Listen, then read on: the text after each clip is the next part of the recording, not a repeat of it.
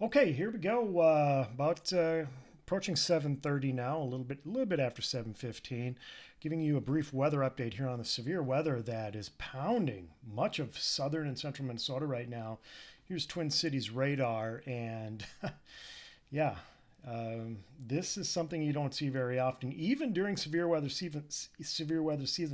Just a large outbreak of severe thunderstorms in a wide area, covering a ton of real estate.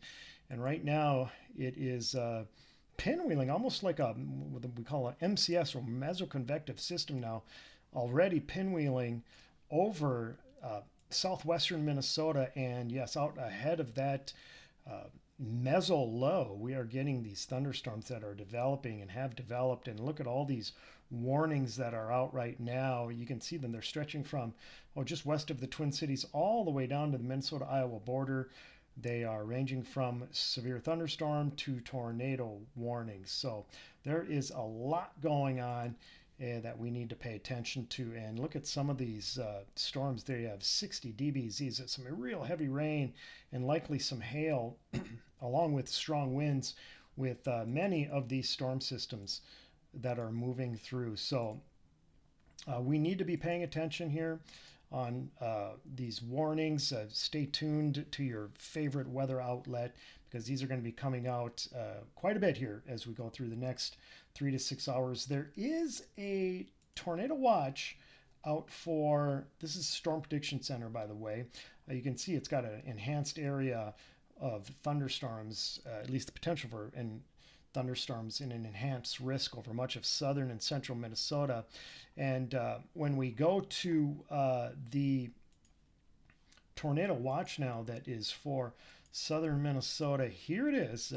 Goes until midnight, basically almost the whole southern half of the state, and then into western Wisconsin, including Eau Claire and the I-94 corridor. In western Wisconsin, truly an impressive system on visible satellite loop.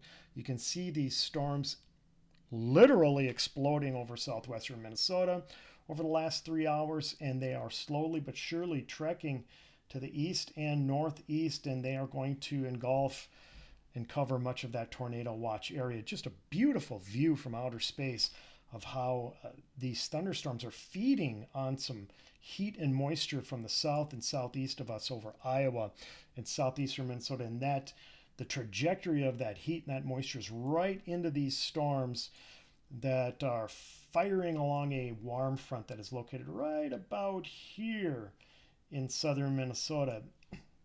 It's very interesting. Temperatures are in the lower 90s this afternoon over the I-90 corridor in southern Minnesota, which is located right here. And then when you go north of it, you don't have to go very far north of it, and we're in the 70s with rain cooled air. So that just tells you where that front is and why we are getting these severe thunderstorms. One of the reasons why we're getting them. Here's your infrared satellite loop. Yes, the oranges and the reds, the bright reds, that tells you that the cloud tops are really cold. These storms are reaching about 50,000 plus feet into the atmosphere over southern Minnesota.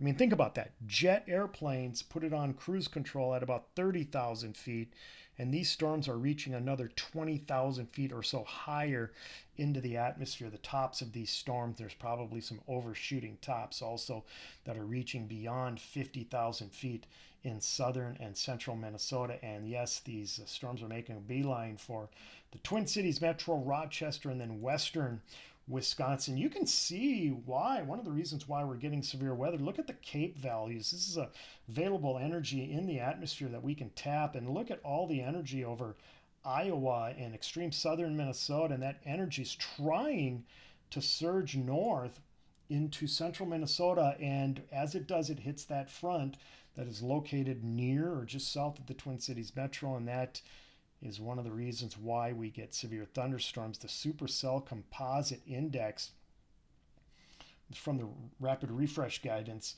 look at this. It's got likelihood of some supercells here, or in between Twin Cities and Rochester. Basically all of southern Minnesota is in a pretty good zone for supercells.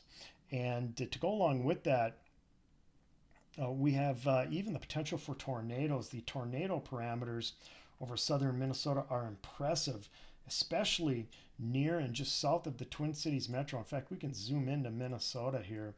and western Wisconsin and take a look at that tornado, at least the potential for tornadoes.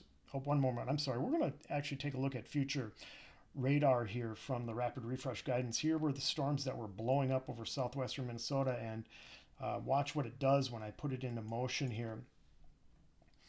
You can see that these storms basically engulf almost all of southern Minnesota, and that by about 9 or 10 p.m. and 11 p.m. they should be really hitting the Twin Cities metro hard.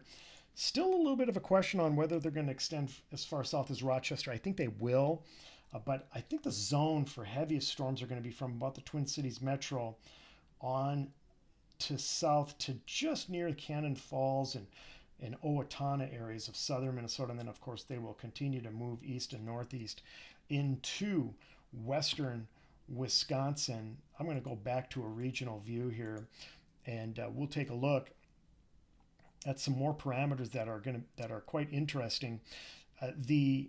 We looked at the CAPE values already, and we've looked at a couple of these indexes, the supercell and significant tornado index. What's also interesting is that we do have helicity in our atmosphere too over southern Minnesota, and you can see that here. This is twist in the atmosphere, and look at all the twist that is happening not only over southern Minnesota but even over North Dakota, northern Minnesota. But this is the area that we're most interested in, because not only does it incorporate twist in the atmosphere or turning in the atmosphere, but it also of course has that energy, which is extremely important for thunderstorm development. And of course, we likely have shear in the atmosphere. That's where winds are changing speeds as we go up into the atmosphere.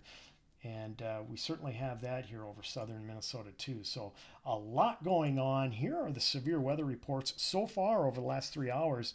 And look at this. Tornadoes. Yes, trained spotters have indicated that they've seen tornadoes near New Ulm, Stoughton, Minnesota. This is southwestern Minnesota, and then Dundee, Minnesota. So you can kind of see that these storms appear to be moving east and northeast, especially towards the southern Twin Cities metro, and points on south. Here they are again. This is radar. This is quite impressive here, looking at these storms, and we'll put this into motion for you before I let you go here. But more storms developing now just south of the Twin Cities metro, between the Twin Cities and Rochester.